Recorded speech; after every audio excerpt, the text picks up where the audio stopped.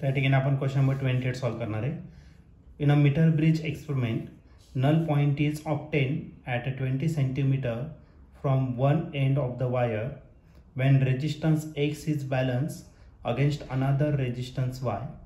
Okay, तर null point जो भेटतोय तो 20 सेंटीमीटरवरती भेटतोय. एका गॅपमध्ये आपल्याला एक्स इतका रेजिस्टन्स कनेक्ट करायचा आहे, दुसऱ्या गॅपमध्ये वाय इतका कनेक्ट करायचा आहे.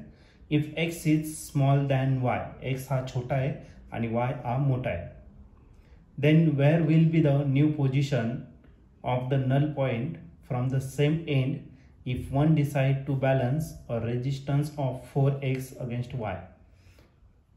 नवीन नल पोझिशनची पॉईंट काय असणार आहे, जर आपण ज्या एक्सच्या जागी 4x जर कनेक्ट केला आणि y तसाच ठेवला तर नवीन नल पॉईंट कोणत्या पोझिशनला भेटणार आहे ते आपल्याला या ठिकाणी फाइंड करायचं. तर याचे 4 ऑप्शन दिलेले आहेत. त्यापैकी ए ऑप्शन आहे 50 सेंटीमीटर, बी ऑप्शन आहे 80 सेंटीमीटर, सी ऑप्शन आहे 40 सेंटीमीटर आणि लास्ट डी ऑप्शन आहे 70 सेंटीमीटर. तर या 4 ऑप्शनपैकी या क्वेश्चनचं करेक्ट आन्सर काय असलं पाहिजे, तर त्यासाठी आपण याला सॉल्व करूया आणि मग डिसाईड करूया. तर या क्वेश्चनमध्ये आपल्याला एक मीटर ब्रिज एक्सपेरिमेंट दिलेला आहे, त्याच्यात नल पॉईंट ऑब्टेन होते 20 सेंटीमीटर. तर एका बाजूने 20 असेल तर दुसऱ्या बाजूने 80 सेंटीमीटर असेल, कारण की 100 सेंटीमीटरची लेंथ आहे. तर रेजिस्टन्स एका गॅपमध्ये एका एंडला एक्स इतका कनेक्ट केलेला आहे आणि दुसऱ्या गॅपला वाय कनेक्ट केलेला आहे. एक्स हा स्मॉल आहे वाय पेक्षा. ठीक आहे, तर पहिली कंडिशन आहे, तर त्याच्यानुसार आपण याला राईट करू. फ्रॉम गिवन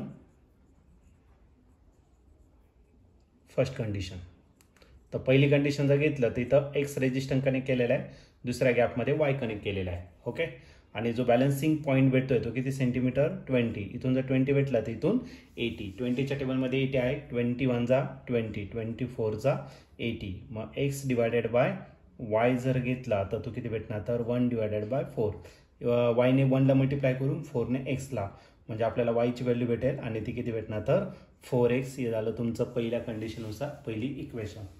आता दुसऱ्या केसमध्ये दिलेलं आहे, आपल्याला नल पॉईंटमध्ये जे नल पॉईंटचा जो पोझिशन भेटणार आहे, म्हणजे किती डिस्टन्सवरती भेटणार आहे ते आपल्याला फाइंड करायचं आहे. पण हा जो एक्स असणार आहे तो 4x होणार आहे, वाय मात्र तसंच असणार आहे. ओके, मग आपण घेऊ फ्रॉम गिवन सेकंड कंडिशन.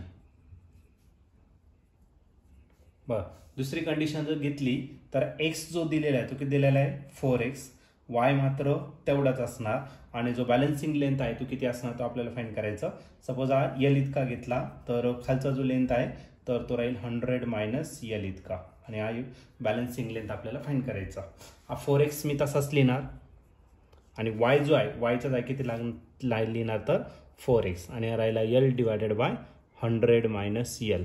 आता कुठून आलं तर हे आलं from equation first.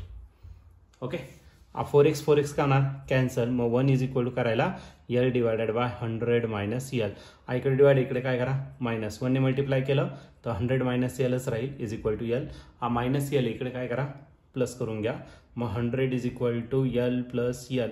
L plus l होणार आहे 2l, मग 2l इज इक्वल टू 100, म्हणजे यल इज इक्वल टू भेटेल आपल्याला 100 डिवायडेड बाय 2, म्हणजेच यल आपल्याला किती भेटणार तर 50 सेंटीमीटर. तर याला आपल्याला 50 सेंटीमीटर या ठिकाणी भेटेल. आणि या ठिकाणी तुम्ही ऑप्शन जर बघितलं तर ऑप्शन नंबर ए जो आहे तो आपल्या या ठिकाणी करेक्टली मॅच होतोय. मग या क्वेश्चनचं जे आन्सर असणार आहे ऑप्शन ए, म्हणजे जो नवीन बॅलन्सिंग पॉईंट असणार आहे तो किती असणार तर 50 सेंटीमीटर असेल, एक्झॅक्टली मिडलला असेल.